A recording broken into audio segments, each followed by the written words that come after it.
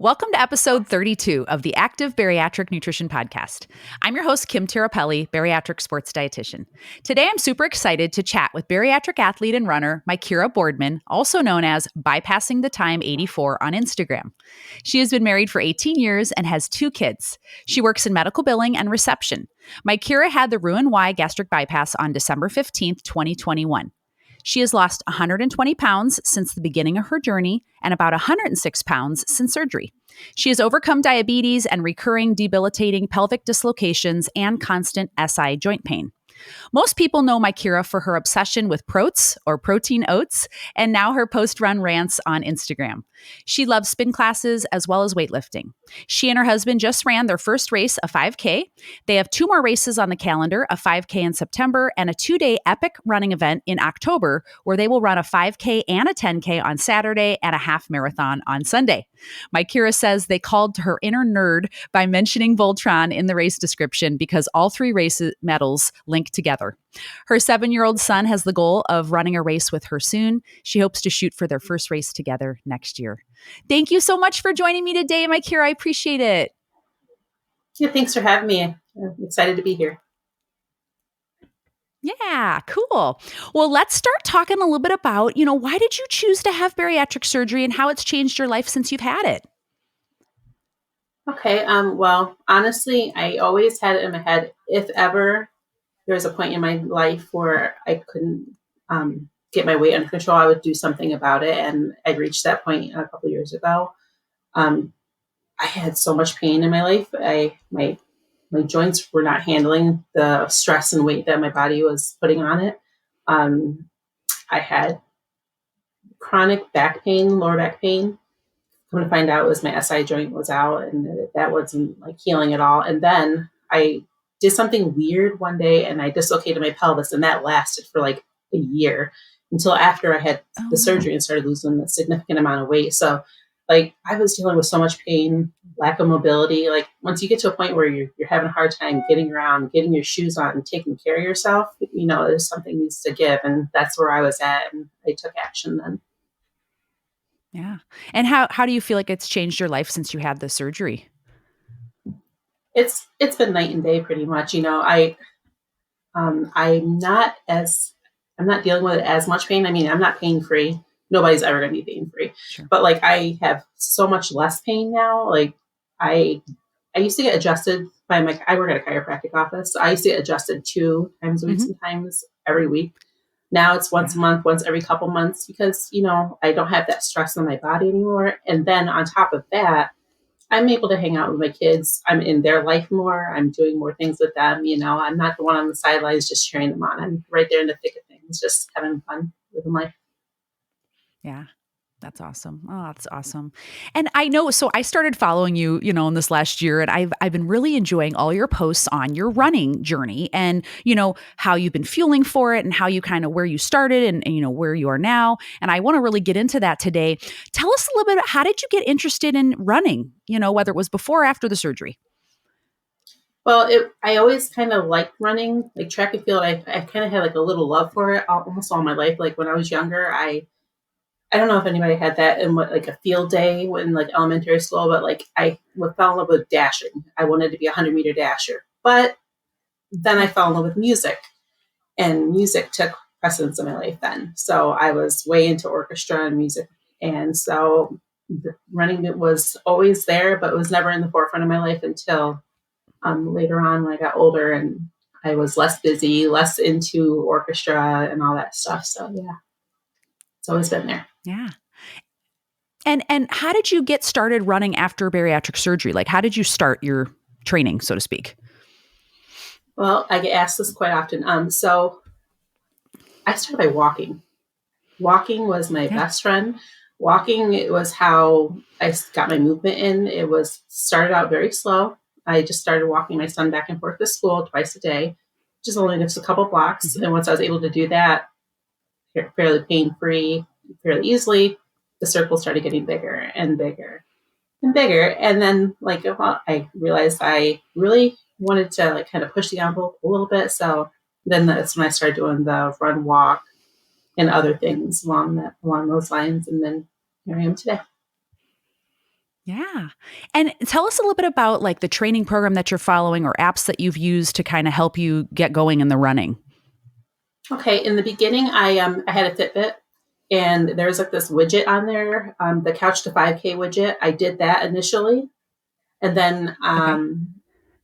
it was nice because it starts you out walking, and then does intervals of running and jogging, and it builds up over time that way. So I did that twice, and then I remembered in one of my many times I tried to be a runner before this, I used to use the Nike Running Club app. And so I downloaded that back again. And then that's where my Mhm. love for running took a real firm hold last summer. And I did that for the 5K.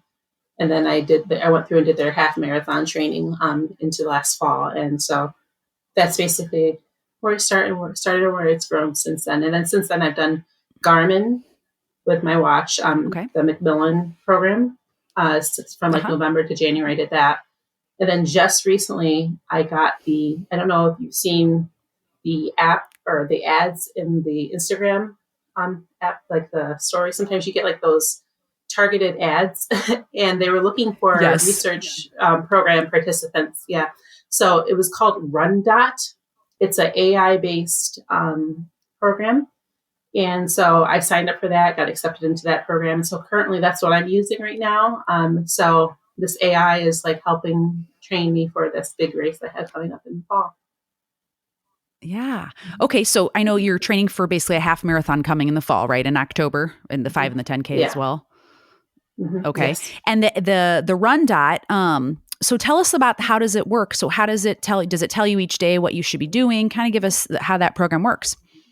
Yeah. So basically, you had to, it was targeted towards endurance athletes that had GPS enabled devices. So with my watch, it tracks me, and it gives me a rundown of paces I should be hitting. And then it also advises you to run according to your heart rate too.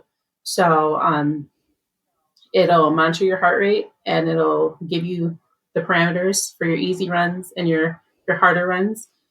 And it tells you how many days per week you should be running, how long, how far, how hard. And yeah, so right now it has me running anywhere from 4 to 5 days a week, and they range from like 30 to 65 minutes each session. That's awesome. And you said basically it changes your recommendations based on, the previous day's time and your heart rate and that kind of thing as well. Yeah, it'll adjust things because I kind of accidentally went off program this week. And I should have, originally in the beginning of the week, I was scheduled for 5 days. And Okay. so I should have been running today, but I kind of lost track of where I was and got lost in the moment on Tuesday. And instead of running like 3.5, 4 miles, I ended up running like 6. And so they adjusted for an Oh. extra rest day today. So yeah, so like it'll adjust and adapt towards your goals and what your body is physically capable of doing at that point in time. What a cool app. I love that. And you said, so can anyone sign up for it and utilize it to put and like, for example, you can put in what training or what distance you're going to train for, and then it creates this program for you. Is that right? Yeah. So you can choose. It's I'm an Android girl, so it's definitely an Android. It's on Apple. You just go and you get the app. It is subscription based usually, but sometimes they have like trials going on. But so Sure. once you sign up for it, you set your date, what goal, if you whether you want to do it for a time or if you just want to complete your race, you do that then. Mhm. You set the Mhm. date, and it'll formulate a program for you based off of that. That is so awesome. I love it. And Yeah. tell us a little bit about your weightlifting and spinning that you're doing. You mentioned that you do those as well. How many days a week are you doing that? Okay, so I lift weights about it's 3 times a week. It's usually Monday, Wednesday, Friday. I do it in my basement. My husband and I have built a little gym, or as my daughter used to call it, the pain cave. She's so funny. Anyways, so 3 times a week I go down there and I lift. And then it's dumbbells and barbells. We have that down in the basement. And then Yeah. my spin classes, I will do those. I follow this lady on YouTube that I absolutely adore. I do her classes maybe 2 times a week. depending on if I'm running that day or not. If it's a suggested rest day, like today, it's a suggested rest day. So, or a forced rest day. Anyways, so I'll probably hop on the bike later on today and get a class in. But yeah, I usually like to try to do spin class 1 or 2 times a week. And then my lifting, I do that religiously 3 days a week. Yeah. And how have you felt like it's been helpful for you in your running, doing the strength training? Oh, definitely. The strength training, like you mentioned before, I had like joint issues and the stability issues with my pelvis. I can make it through my long runs now a lot easily, now that I've like really incorporated the strength training in there. That helps so much. It's helped with my knee pain. I used to get knee issues a lot more often, and just like helps stabilize all the joints that you use with running. Right. And then, and just also just helps to keep that inner furnace going. So like you can go longer, you can go a little harder, and it's not going to be as strenuous feeling, Totally. having that muscle behind you. Yeah. And I know when I've talked to personal trainers and physical therapists on the podcast, and they always recommend doing strength training as cross training with running, because it's so important for, injury prevention, keeping your joints stable and strong, and for mobility. So I'm so glad that you're doing that. And you found that has been helpful for your running. Because I hear a lot of times runners are like, oh, I don't want to lift because I'm going to put on mass and it's going to slow me down. And it's like, no, it's so helpful for you. Yeah, it definitely is. I feel like if I didn't have the lifting part of my program, I don't know if I would have done as well in the 5K that I do with my husband, because there's actually hills and stuff. Like people don't realize like how much strength you actually need for these endurance events, and it's just like you need that muscle to help power you through, to get you through these things. Yeah, absolutely. Well, let's talk a little bit about change course and talk more about your fueling side of this. So tell us, what do you typically, have pre-workout, pre-run to eat? Okay. So before, at minimum, sometimes like my stomach is not always very cooperative. So I at least try to make sure I get something in my system. I mean, the very, very bare minimum I will do is a spoonful of honey and some sea salt. That's like the bare minimum, especially if I'm like just like running way behind. I do that right as I'm walking out the door to do my run. But usually I try to make sure I get up early enough and have either a banana and peanut butter. That's like the next level down, where I have like less time, but I can still eat a little bit more. But like my best case scenario, piece of toast, peanut butter, banana, or a piece of toast with some hot honey. I love hot honey. I drizzle some hot honey on my my peanut butter toast in the morning, and just let that settle. And then I go about my business and do my run or my workout then. Yeah. Oh, I love that you're doing that, because you're incorporating those carbohydrates, and that's so helpful for when you're out there. Have you noticed that when you do eat something more substantial, you do better in the run? How does it make you feel in your runs? It helps a lot. I've been at the opposite end of the spectrum where I didn't feel before, and I've gotten to that scary spot. I'm like, I don't want to scare anybody, but you get to that scary spot where you have vertigo and you feel like you're floating. You barely, like I had that time where I didn't know how I got home.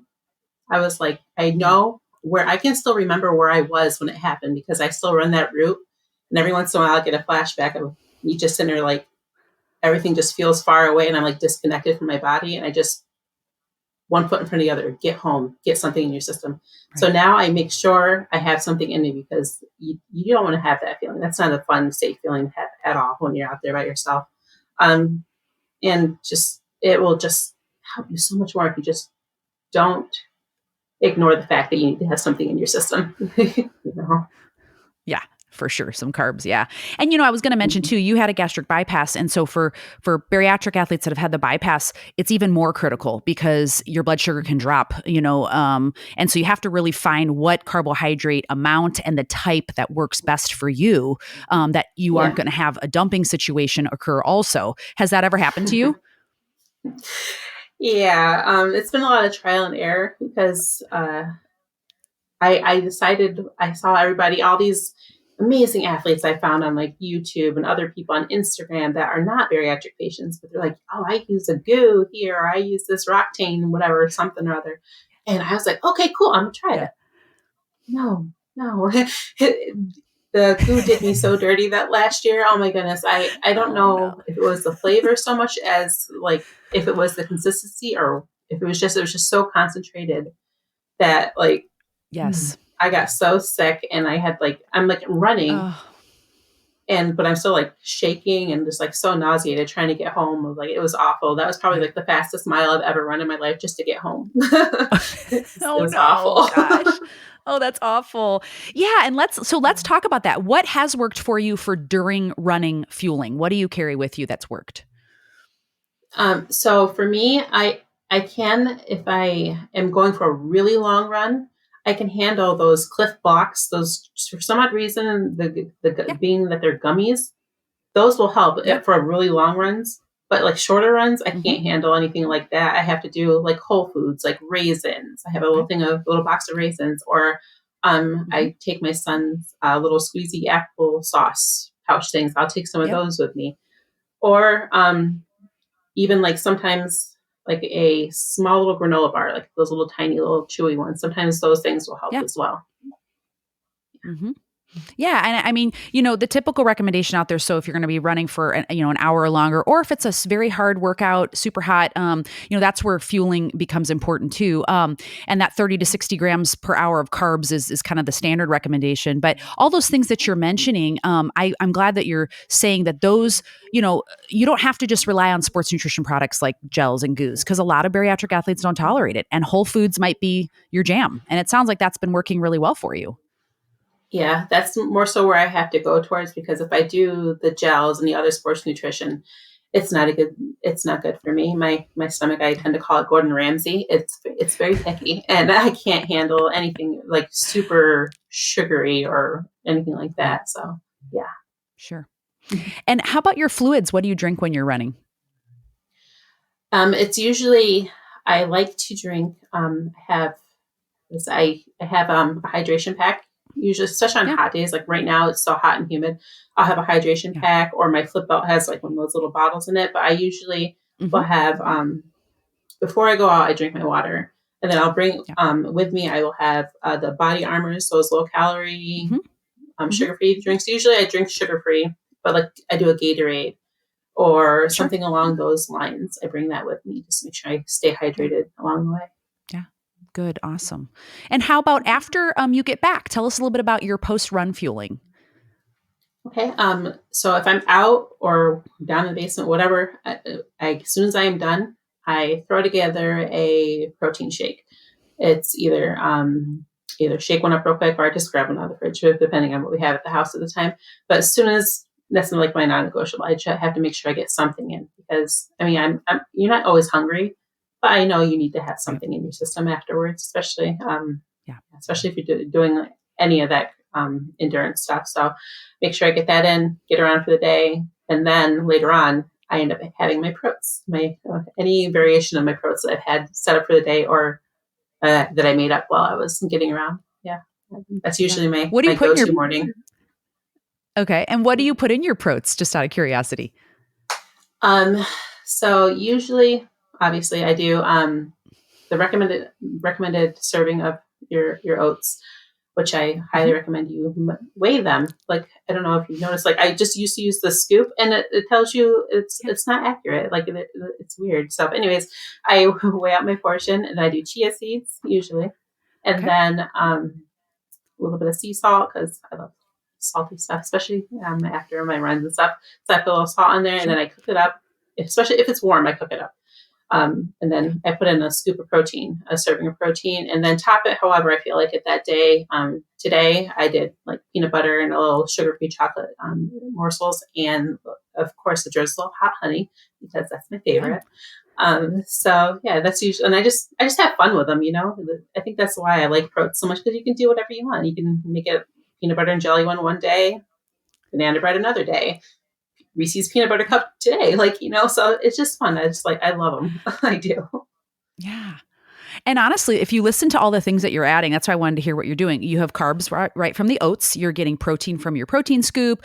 You do get some fat from the chia seeds and fiber. I mean, and you said you add some salt, when you're cooking it. So you're getting carbs, you're getting sodium, electrolyte, you're getting some protein. So it's a perfect recovery meal because you're getting all those nutrients. And that's after you've already had a protein drink that you have right when you get back. So it's really optimizing your recovery. So keep doing that. That's awesome.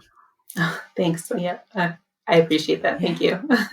Yeah, no, it's great. And so do you have any advice that you'd give to a new bariatric runner that maybe wants to train for, a 5K or 10K? What do you think? I would say 100% get out there and just start walking. Walking will be your best friend in the very beginning. Even now, like I walk a lot. People like just think of me as a runner. No, sometimes walking is what you need to do. Walk to the end of your driveway and back, then slowly build from there. And then as you get stronger, maybe add in a couple of seconds of jogging, then go back to walking. Use it as a base, but definitely 100% start walking. You got to walk before you can run. So definitely take it slow, take it easy, but have fun with it. Have lots of fun. Yeah. Yeah. And I love that you highlighted all those apps too, because I think a lot of folks, I know you and I were talking about this before we hit record, folks just are always asking, like, how do I get started? Like, I don't, and there's a lot of programs out there that are cool that you can upload on your phone and tell you exactly what to do, the distance and that kind of thing. And it sounds like I know you've used a lot of those. You feel like those have been helpful, right? Yeah, 100%. Actually, I feel like my best recommendation for like new people would be trying the Nike running app. It's done like a podcast. So like you're listening to them and like they will give you all these pointers. They will tell you even like one episode, he told me how to tie my shoe properly. Come on. Like you need those tips sometimes, especially like totally. It's just when you're starting out and he always talks like, it's Coach Bennett in the Nike app. So like he talks to you about the importance of like running and dressing for the situation that you're in. So, and like how walking is so important. And just like sometimes you just need to remember to swallow your ego and just take it easy out there. Yeah. So true. Gosh, that's so true. And I didn't ask, but in regards to your fueling, your nutrition, like what have been some lessons that you've learned or what's worked, what hasn't worked? Would you say that, would be beneficial for others to hear? I would say what hasn't worked for me is like stuff like the goos and stuff like that, or something that is extremely concentrated with sugars. You see out there, you'll see lots of like endurance athletes who are like, oh, I just shoveled a handful of Skittles in my mouth, or I had M&Ms or whatever. Right. That's how I fueled my run. I wouldn't recommend it. I tried it. Because I just was like, oh, well, that's cool. They're doing something awesome. They're running X amount of miles and I want to do it too. So let me try it. And it made me so sick. So I would recommend just listening to your body. I mean, you can try things, but make sure you're listening to your body, listen to your team, listen to you. I mean, you've given us so many helpful tips to like how to do things the right way, because sometimes doing it by yourself is not always as fun, and you end up feeling really sick and you don't really enjoy the experience at that time. So yeah, just take it slow and go about it in a less than candy-based way than I did, because that was not fun. Yeah. Right.